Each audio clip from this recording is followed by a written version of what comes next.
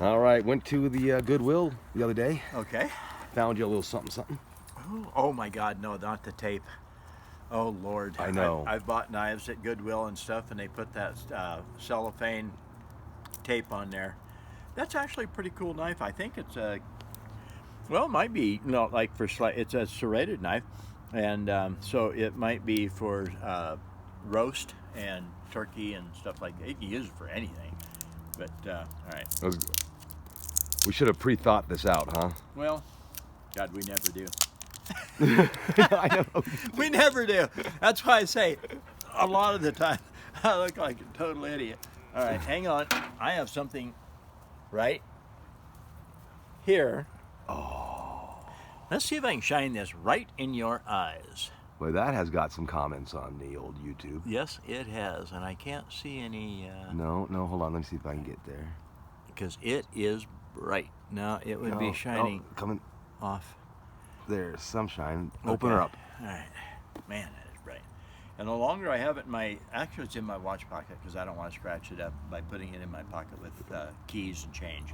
And no, and I am headed for Mexico. I will be getting on a plane Sunday morning.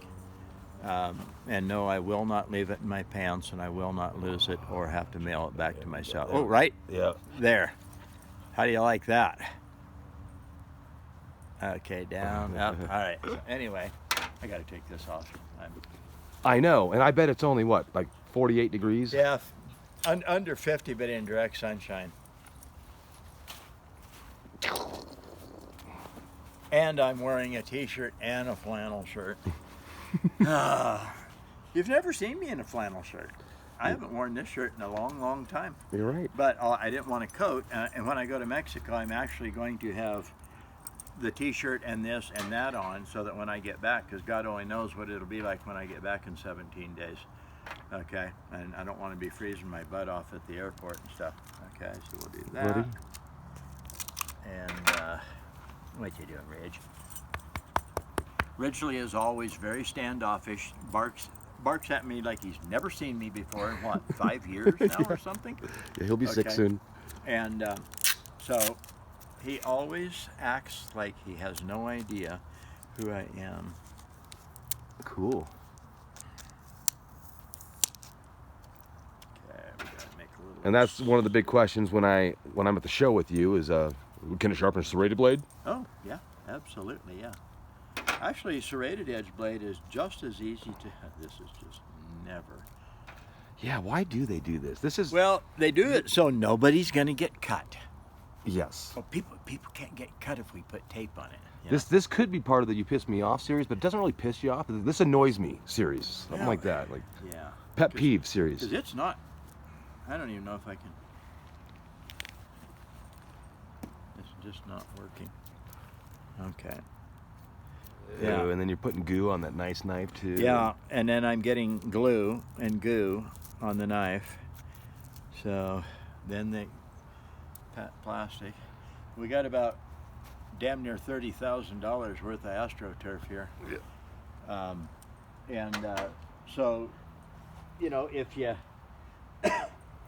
consider everything that goes on the AstroTurf as the dogs run and the wind blows and people walk on it, gravity goes bloop. So someday all the dust and dirt, the leaves, the twigs, the branches, pollen, stuff is just building up. So they're going to have to get one of those big leaf vacuums. Actually, I'd buy one. You got a $30,000 investment here. Protect it. So anyway, I'm just going to sharpen the damn thing with the plastic on it. I was gonna say that was cringing right there. I just don't. So I don't want what I started on the AstroTurf because I don't want any of this stuff in the lawn. That isn't really a lawn, but it is a lawn. But just not really a lawn. Artificially a lawn. Okay, I'm actually getting.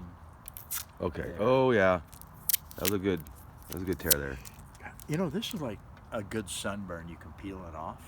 I've had a lot of those. It's a wonder I'm not just covered with cancer. I burned my feet so bad one day. I was out 10.5 hours barefoot at a lake. I had to sleep for 4 days with my feet up on the couch, my back on the floor.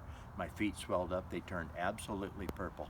I was scared, literally scared I might lose my feet over that deal. It was so bad. They hurt so bad. They were so swelled up. It was so bad. And I've burned them half that bad a couple of other times in my life.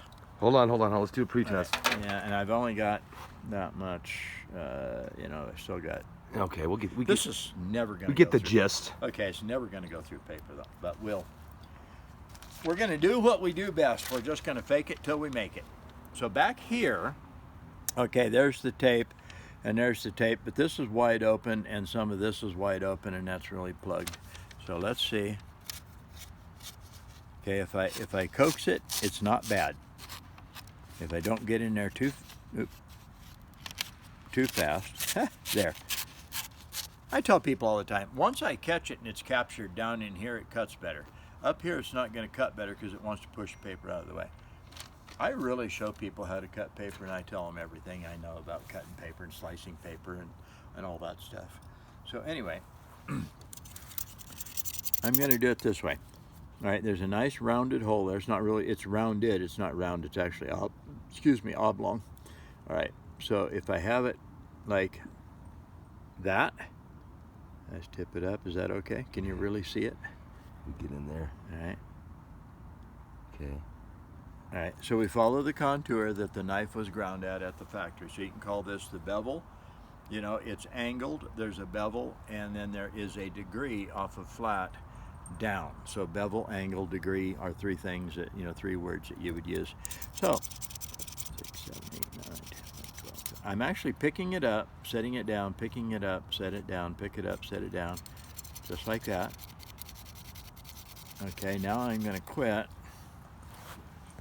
See if you can see the dust. I've actually pushed a little hard. See if you can see the little metal, you know, molecules on there, little chunks.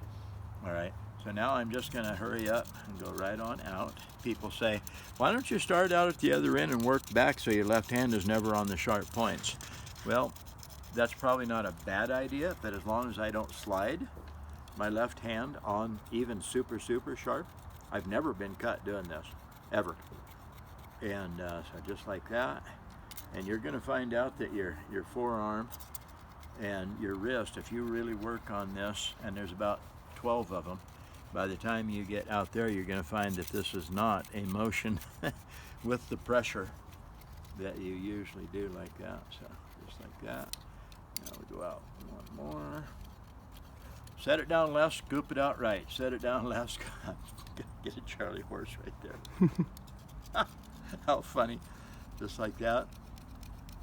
So what I should bet people is, I'll bet you can't do this for 2 straight minutes with good pressure without something happening to that muscle. Okay, I'm going to do this. If I go slow enough, it'll actually go up over the point, down through the valley, up over the point, down through the valley, like that. So just like this. And to hold the sharpener really rigid, I'm really clamping down with my thumb. So it's not for wusses, just like that.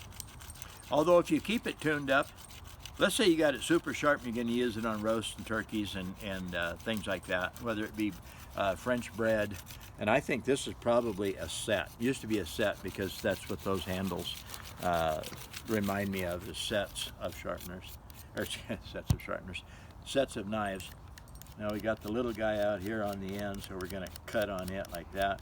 I don't think this knife has been used a whole lot, so it wasn't super dull to start with. A lot of these knives, you know, might only get used once or twice a year, and they don't get used at all otherwise. Okay, now, do you see any glitter right in that area? You should. I can see some. Okay, so then we turn it over, get it as flat as we can, because this plastic nub right here on a wide blade, see how I can't get it actually flat? So when I turn it over and do this, over a little period of time, the true flat is going to go away, and it's going to have a little micro bevel on the back, but it's still going to cut fine. So just like this. I'm going to work on the tape a little bit, because it's not going to cut paper worth a damn with all that tape out there. Just like that. All right, now we turn it over. Forth and back. There's a statement that a lot of people use that's 100% not true, 100% inaccurate. Yeah, yesterday I didn't get much done. I spent the whole day going back and forth. I say, yeah, that's really not true. You didn't. Let me look at you. I say, well, it's physically impossible. Nobody can do it. And they look at you. And I say, you can't go back and forth. You must go forth and back. Because if you don't go forth, you can't come back. So going back and forth, you can't go back till you go forth. Anyway, just like that. Ooh, that bites. That actually like really bites. See how the point is really taking that fingernail off? All right. Oh my. Who is that master sharpening man? All right, so let's go where the tape is the most. All right. And the tape says, oh, I'll stop you from doing that, but actually it's pretty good. So that's how you sharpen a serrated edge blade like this, or other styles and types of serrated edge blades. And some of them have a rounded hole that really like sawtooth, and then rounded hole sawtooth. And I sharpen those basically the same exact way I did this one. This is Brad Buckner, sharpensbest.com. You take care. We'll see you later.